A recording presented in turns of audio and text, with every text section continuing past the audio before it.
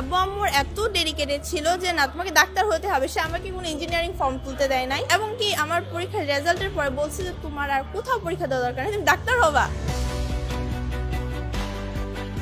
আমি তো ছোটবেলা কি হতাম, পাইলট হইতে চাইতাম। আব্বু আমি প্লেন উড়াবো। তারপর আস্তে আস্তে বড় হয়ে বুঝলাম, বিশেষ করে কোভিড-19 আর এই জুলাই বিপ্লবের সময় আমাদের ডাক্তারদের সেবা দেখে আমি বললাম যে না ঠিক আছে আমি ডাক্তারই হব, মানে এক ফুল রেগে গেছিলাম ডাক্তার হইতেই হবে, মানুষের সেবা করবো সবার আগে। মূল বইয়ের বাইরে কোনো কিছু নাই, কোনো গাইড না, কোনো কিছু না। মূল বইয়ের বাইরে তুমি সহযোগী হিসেবে বিভিন্ন কোচিং এর বই পড়তে পারো, ট্রেনিং স্কুলের পরীক্ষাগুলো দিতে পারো, অনেক ভালো। আমি বলবো আমার ছোটদের যে কেউ প্লিজ মোবাইলে টাইম ওয়েস্ট করবে না। মোবাইলের জায়গায় তুমি ভিডিও দেখো, কোনো একটা মানুষের একটা কথা শোনো, সেটা তোমার কাজে দেবে। একজন মানুষ যদি বলে যে এইটা এইটা এইটা এখান থেকে এটা ভালো হয়, তো এটা শুনবা যে এটা ভালো কাজে দেবে। এক সময় পরীক্ষা হলে যায় দেখবা যে সেই ভাইয়ার কথাটাই তোমার মনে আছে, তোমার বইয়ের লাইন মনে নাই। তো ফেসবুকে এটা সেটা মিমস এটা সেটা না দেখে তুমি ভাইয়াদের কথা বলা শোনো, তারপরও ভালো হবে।